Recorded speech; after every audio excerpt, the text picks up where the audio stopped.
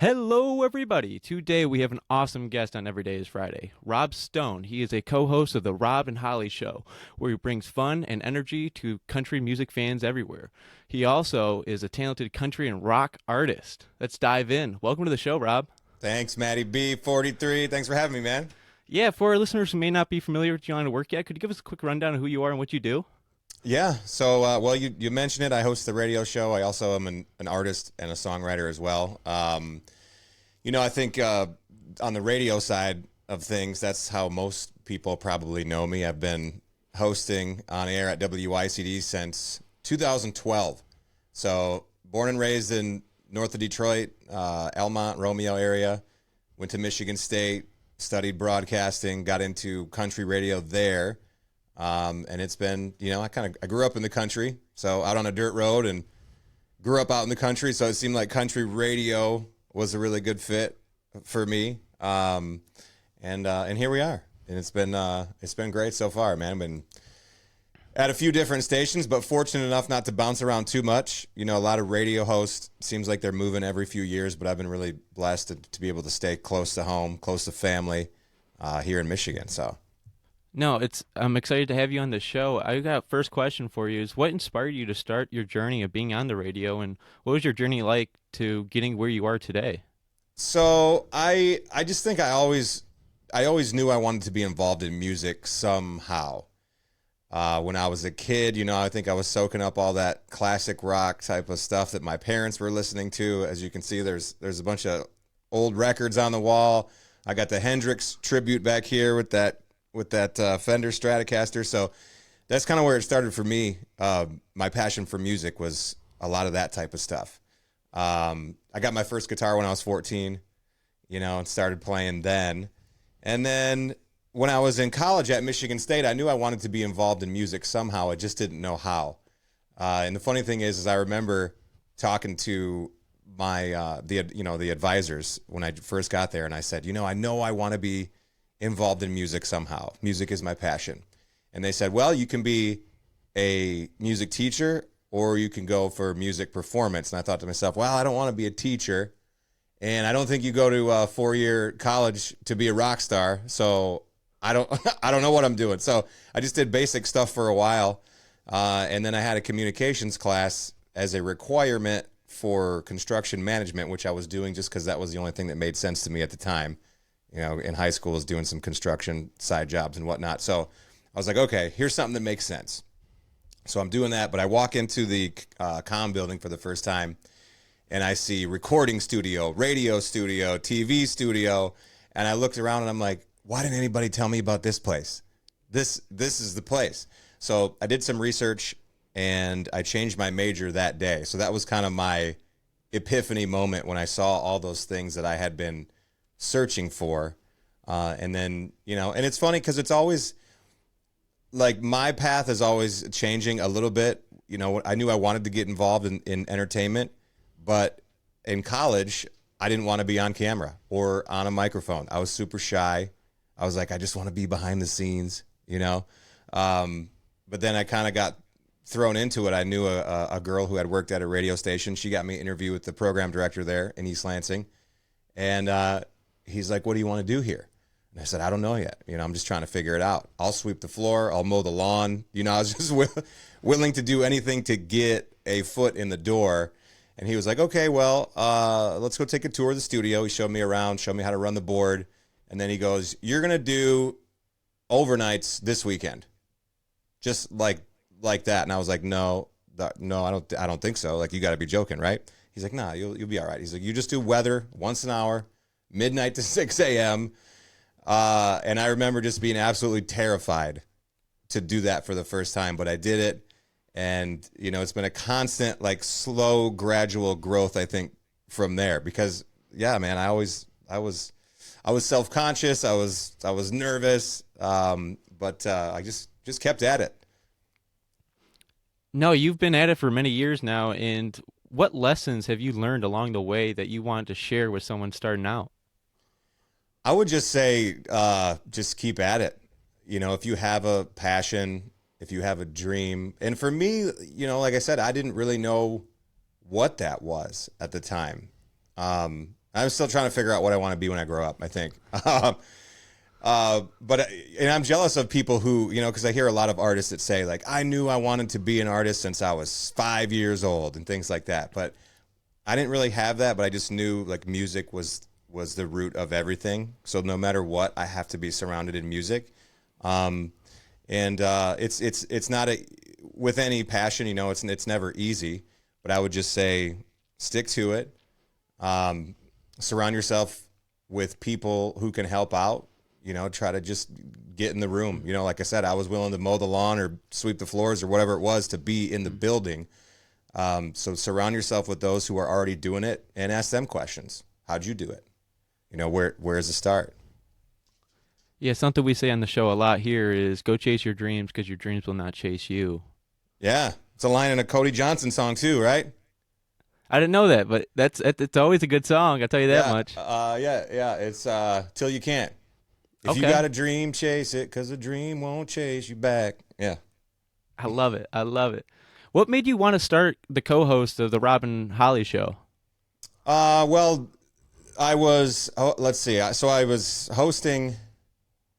I guess we'll bring it back to the beginning of at WICD. I started doing weekends. That was how I was just doing part time on air. That led to the night show, so I was doing that solo, and then I moved up from nights to afternoons. And I was working with the legendary Linda Lee, God rest her soul. I grew up listening to her. She was on the station for 20 years, so I feel very fortunate to be able to listen to her before I even thought about getting into radio. And then I got to work with her on the air. And then unfortunately in 2017, she lost her battle with cancer.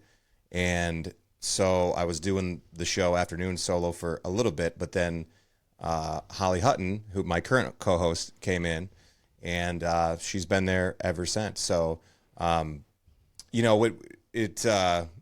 really was. It wasn't like it was my idea to start the Rob and Holly show, but we knew. I got to give credit to our boss, Tim Roberts, who is a great mentor, because I think he knew both of us separately, and he's like, I really want to keep this male female interaction, like a morning show style type of show in the afternoon. And he's like, what do you think about Holly Hutton? And I said, I think she's great. I grew up listening to her. Think she's super funny. And then, we got together, and I think it kind of just clicked like that. So it worked out. No, it's amazing. I mean, why do you think people love listening to your radio show than others? I think we just like to have fun.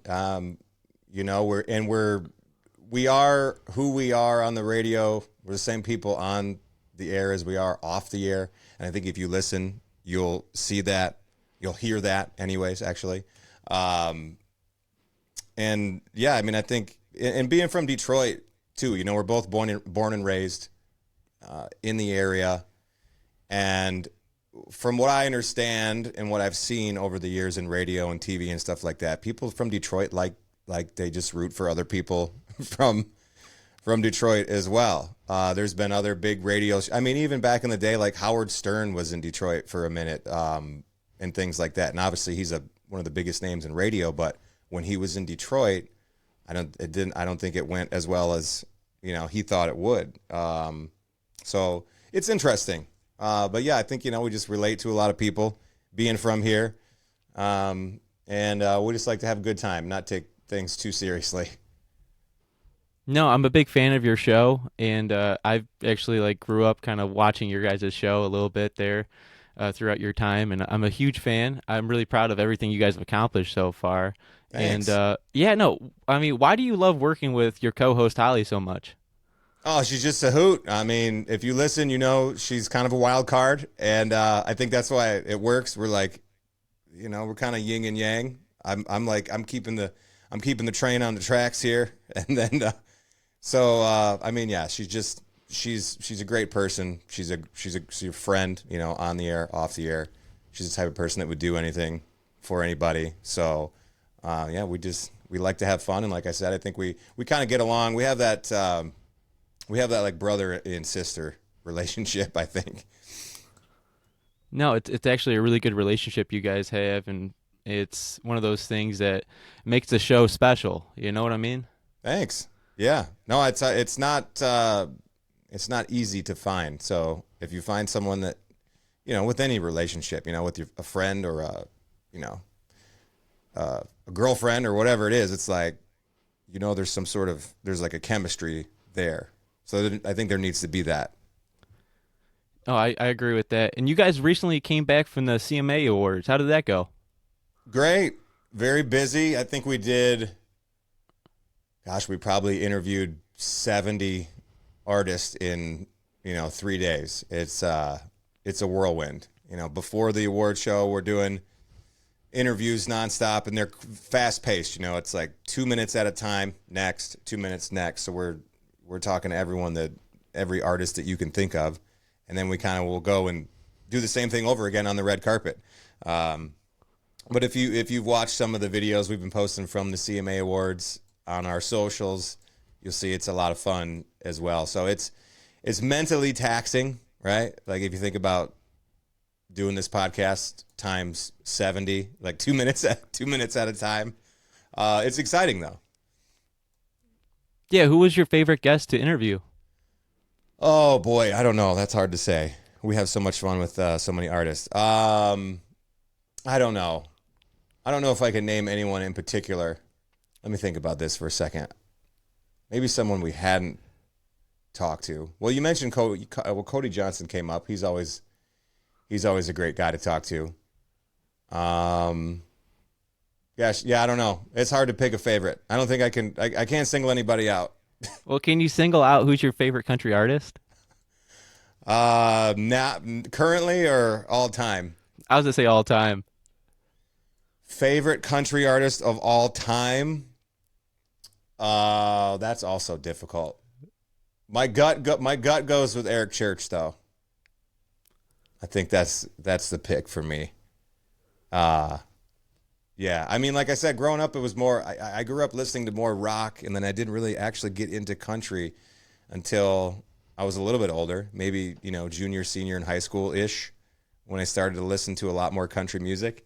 And so yeah, at that time, high school, college, it was like nothing but Eric Church at that time. So yeah, I would say he's probably pretty high up on the list.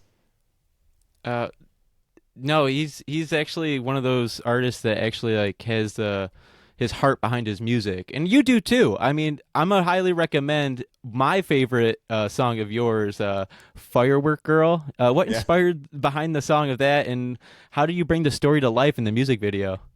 So yeah, that one it was funny. I mean, I felt like when I first started writing music, it was always just when I was really like emotional about something. Like it was if you were upset or if it was like a breakup, all that type of stuff. And so I felt like I was only writing sad songs. And I was just looking at all the songs I had written. I go, man, what's going on with me? All I do is write sad songs. I go, I need some party music here. So I just thought, what do we like to do the most? And that was just go up north every single summer for 4th of July and have a big old party. So that's kind of where the idea started. And yeah, it just kind of wrote it based on some of the fun stuff that we do up north with, the Doc Flip Cup and things like that, which I don't drink anymore, but we'll put NA beers in there and still play. I will anyways. Still play Flip Cup.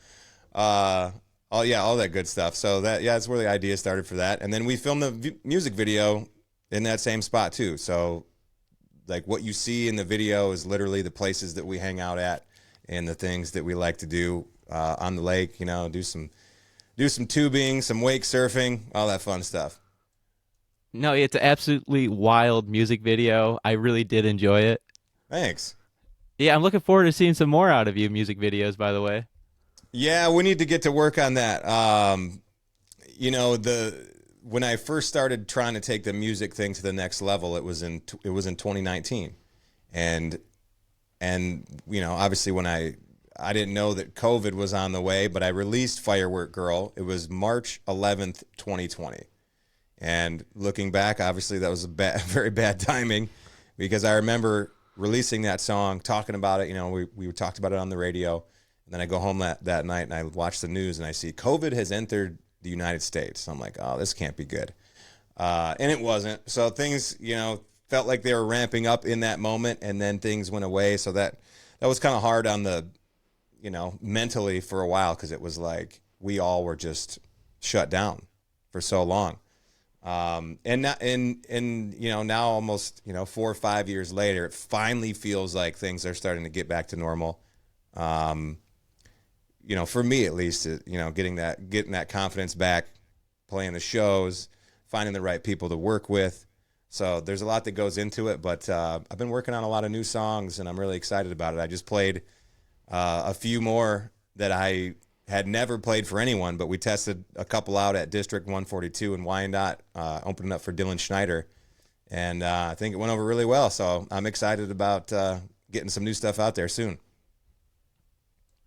Yeah, why do you love performing on stage, and do you have a routine before going on there?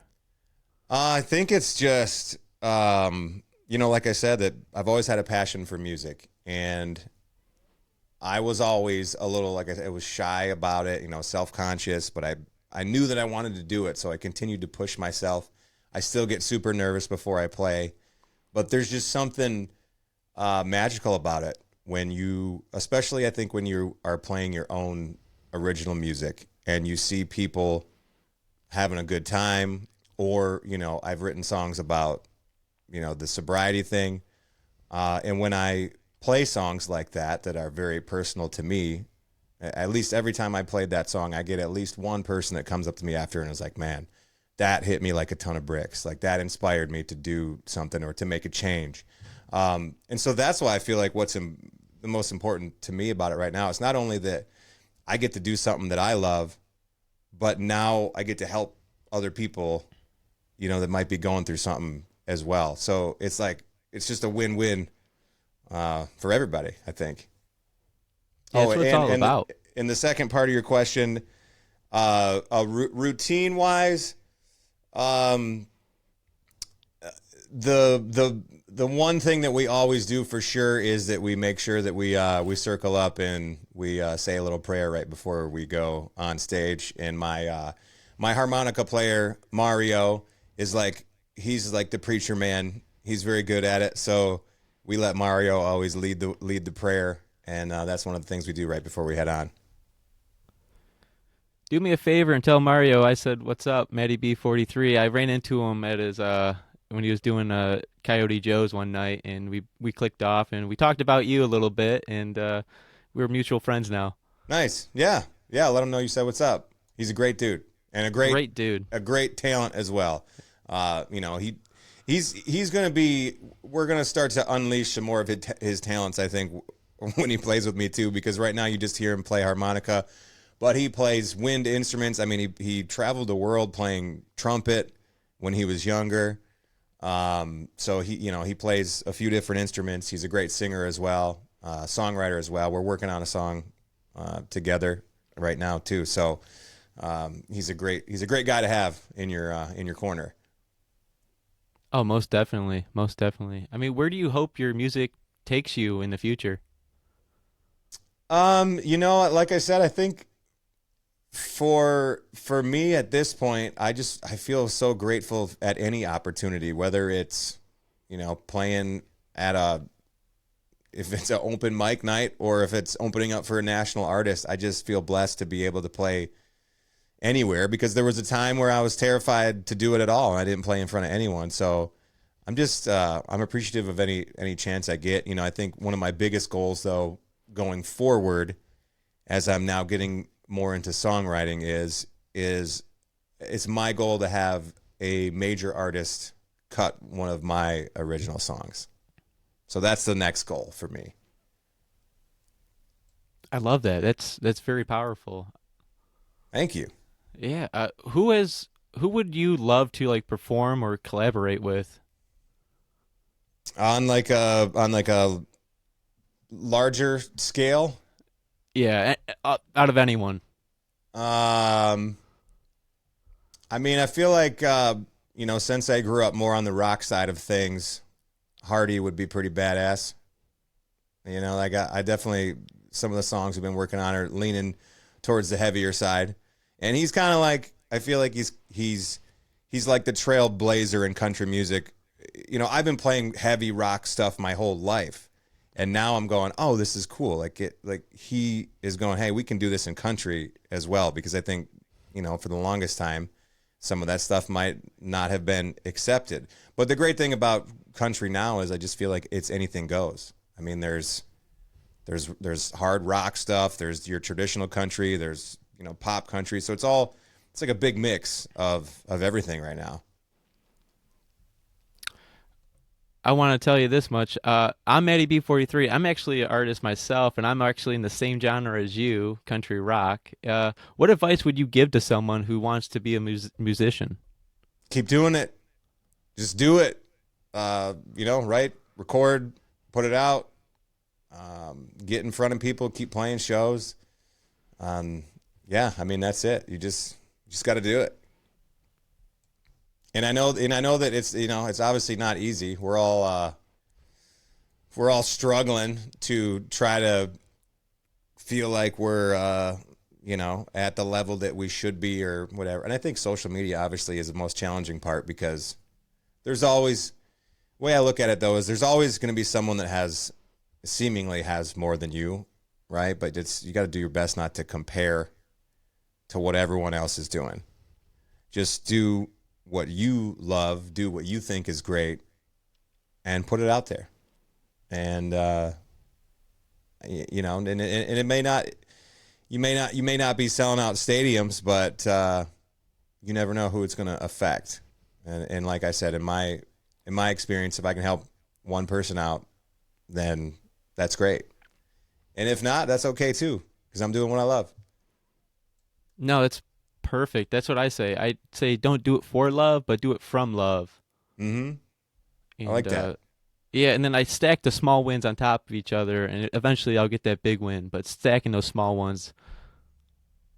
So what's the big win for you? What do you think? Like, what would you describe as a big win? Right now, is probably having my own album. Yeah. I have two singles out and then a couple features. Halo, My City. Those are two wonderful songs that I've created. There's two singles, and I have two music videos out. You can look them up on YouTube, and I'm just keep on moving forward no matter what they say. We're gonna keep on rocking every single day. Heck yeah. Love So it. yeah, I want to ask you because you're a really family man as well. I mean, what role does your personal relationships do in supporting you and your career and your radio and everything you do? Well, I think it's you know, when it comes to songwriting, my I think my I guess my songwriting probably has matured a little bit just in the context, you know. Um, Now that I have a wife and a son, a 5-year-old son. So I think that the content's getting a little more serious. Not to say that I can't go and write another party song, which I feel like I kind of need to as well. But yeah, that's just kind of like been the theme so far, is like real, you know, things that have been happening in my life and things like that. So yeah, I think it obviously plays a big role, and it's a bit of a juggle sometimes with work and family and music. You know, you're trying to juggle all these things at the same time. But my son he loves music as well, and I just think it's cool to see, like, when he wants to, just makes you feel good, you know. Sometimes he'll go, hey, let's go play guitar, or hey, I want to play drums. He's got a little drum set, and that's a really cool feeling, that I'm like, my son seemingly wants to follow in dad's footsteps at this point. So that's just a, you know, a really cool thing for me right now. It's very exciting. I mean, having family just involved in everything you do and supporting you throughout your journey. You know, you only get so many summers in a lifetime. Right? Yeah, and it's difficult too, because, you know, summertime is where all the shows happen, and then sometimes be missing out on some family events. So it's a bit of a sacrifice, but I try to do the best I can to make sure that I'm, you know, covering all my bases and not neglecting any certain thing, which is, it's obviously difficult, but worth it for sure. Yeah, where do you see your work going in the future, and what excites you about it the most? I'm excited to continue to add radio stations. So our show was syndicated in 2020, and so that meant that we're on all of our company Odyssey's country stations. So we're on 20 radio stations across the country, and we started adding stations outside of our company as well. So now we're up to 24 radio stations, and we're working on getting on as many as possible. So, there's thousands of radio stations across America, and our goal is to continue to grow and be in as many cities as we can. No, it's one of those things. Just keep pushing, no matter what, And how do you come up with new ideas like for the show, like fun ideas for the show? Yeah, we'll have some brainstorming sessions every once in a while, me and Holly, and we have a producer working with us as well. And I think the best ideas, obviously it's a little different now because we're in different places a lot. He actually lives in Florida and we're here in Michigan. So a lot of our stuff is done remotely or via Zoom or, whatever it is.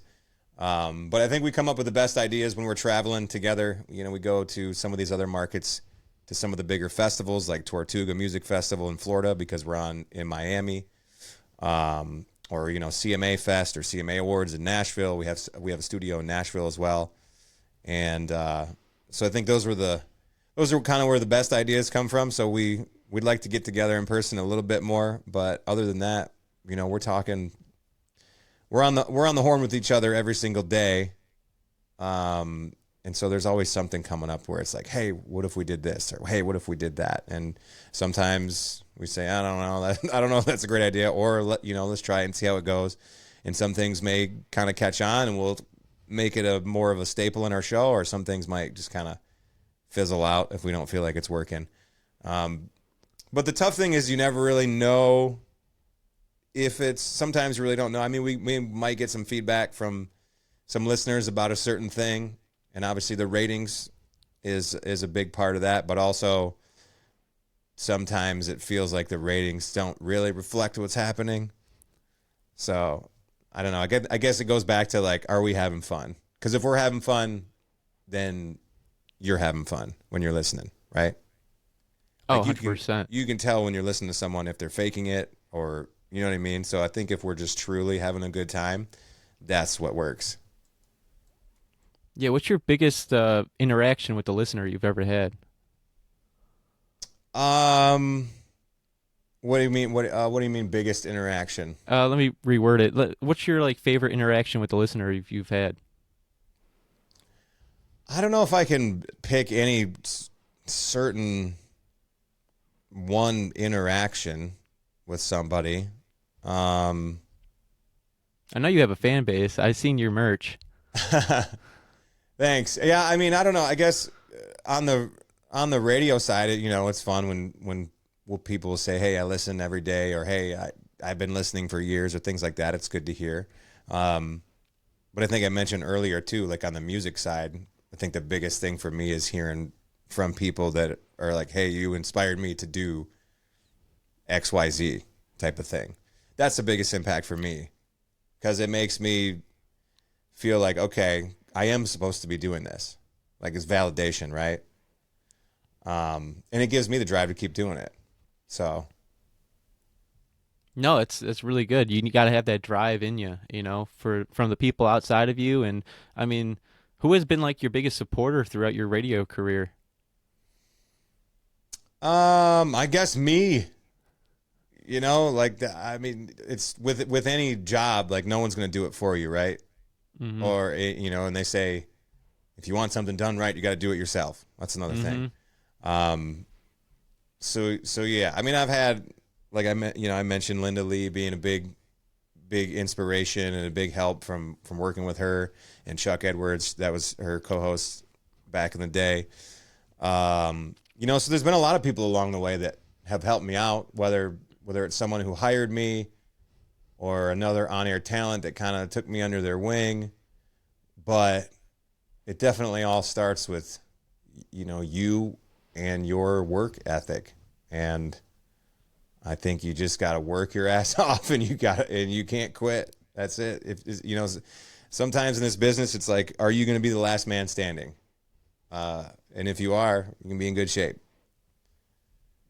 It seems like you have a reason for saying that. Why do you think that is important? Because I see a lot of people, and I hear about a lot of people that give up before they get to a point where they thought, a level maybe they thought they should be at. I remember everyone telling me when I first started in radio, you're never going to make any money. Nobody makes any money. It's like, okay, well, I see there are ways that you can make money, and there's people that are making a ton of money. But it's a very small percent of the folks that are doing it. But I didn't let that, to me, that didn't really matter, because when I first started, it wasn't about the money. It was just about, I'm doing what I love.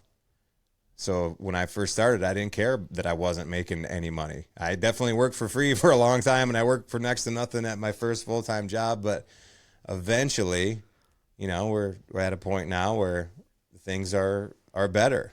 And, I'm not saying I'm rich or anything, but, which I'm not. I'm far from it. But I think people just give up a little bit too easily. And I would love to see more people chase their dreams. Like, if you have a passion and you can do something you love, you got to stick with it. And sometimes it might take 10, 15 years. But when you get to a point where you're comfortable, you'll be like, wow, it actually worked out. But, the timeline is not always what you want. No, it's a great point. That's a really great point. People got to understand you can't measure in days. You got to measure in like decades. Yeah. Yeah. Yeah. I would have loved for things to progress quicker than they have in my career. Honestly, that'd be great. But I just think, timing is everything. God only gives you what you can handle. So my path and my journey is not the same as yours, and it doesn't have to be, and it's not supposed to be, right? Mm-hmm. It's a great point. Can I ask you this one? What was the best piece of advice you've ever received, and how does it impact your journey? Best advice. Let me think. Trying to think if there's any one thing that stands out. I feel like there was, especially in the entertainment industry, like we were just talking about with the money thing, it was just like, do what you love, and then you'll never have to work a day in your life. I'm sure you've heard that before.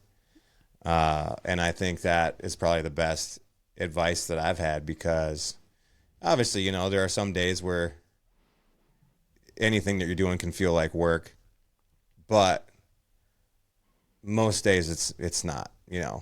Even when things get hard, Holly and I are like, look, we're lucky. We're not outside, digging a ditch in the rain right now today. And I'm thankful for that. And I'm thankful for the people that do that. There's something for everybody, but yeah, if you find something that you love, you gotta stick with it, and hopefully, hopefully it works out eventually, I guess. Well, Rob, that's a wrap for this episode today. Remember, go chase your dreams, because your dreams will not chase you. I'm Eddie B43. Until next time, I appreciate every single one of you. And do you have anything for the viewers? Thank you for listening. Thank you for watching. Go check out, follow us at Rob and Holly Show, or me at Rob Stone Radio, and listen to Matty B43 as well. You know it. Thanks, man. Till next time. Appreciate it. Every single day.